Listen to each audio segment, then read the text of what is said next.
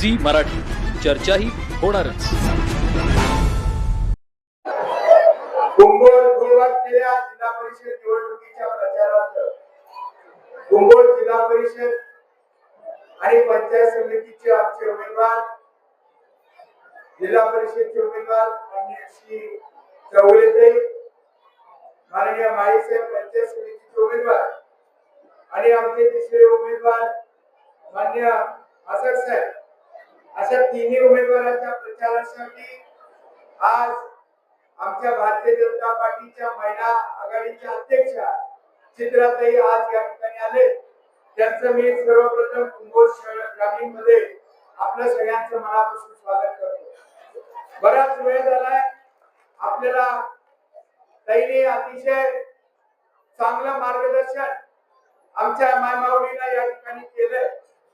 मी एवढंच या परिसराचा भारतीय जनता पार्टीचा प्रमुख म्हणून या ठिकाणी सांगू इच्छितो की येणाऱ्या जिल्हा परिषद आणि पंचायत समितीला या परिसरामधला एक धनुष्यबाण आणि एक कमळ असे दोन चिन्ह येणाऱ्या 7 तारखेला आपल्याला या ठिकाणी दाबायचे.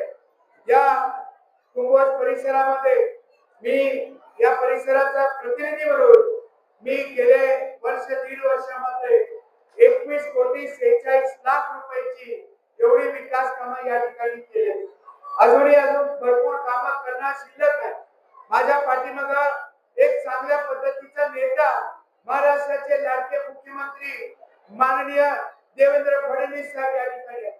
देशात माननीय मोदी साहेबांची सत्ता आहे, राज्यामध्ये माननीय फडणवीस साहेब आमचे प्रतिनिधित्व करतायत. काही मुद्द्यांना मी या ठिकाणी सांगू इच्छितो. माझ्यासारखा तरुण कार्यकर्ता पहिल्यांदा आमदार होऊन सुद्धा माननीय फडणवीस साहेब माझ्या आमंत्रणाला गेले सव्वा वर्षामध्ये माझ्या मतदारसंघामध्ये 6 वेळा वेगवेगळ्या कार्यक्रमाच्या निमित्तानं कमी वेळामध्ये मी त्यांचा विश्वास संपादन केला. मला दिलेली नगरपालिकेची जबाबदारी तर 21 नगरसेवक होते. त्या 21 हुपरी नगरपालिकेच्या मध्ये 21 नगरसेवकांपैकी 19 नगरसेवक मी त्या ठिकाणी निवडून आणले. नगराध्यक्ष मी उच्चांक मताने निवडून आणला आणि महायुतीची ताकद त्या ठिकाणी वाढवली.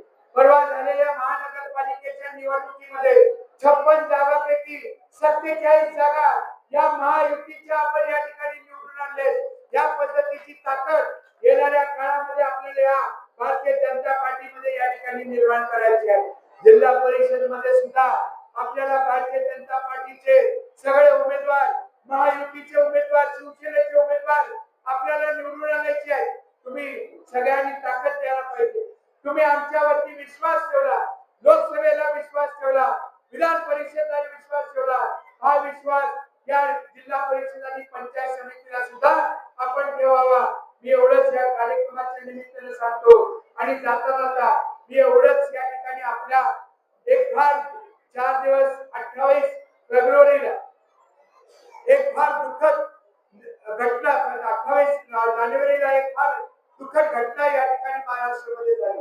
आपले महायुतीचे नेते स्वर्गीय अजितदादांचं विमान अपघातामध्ये निधन झालं.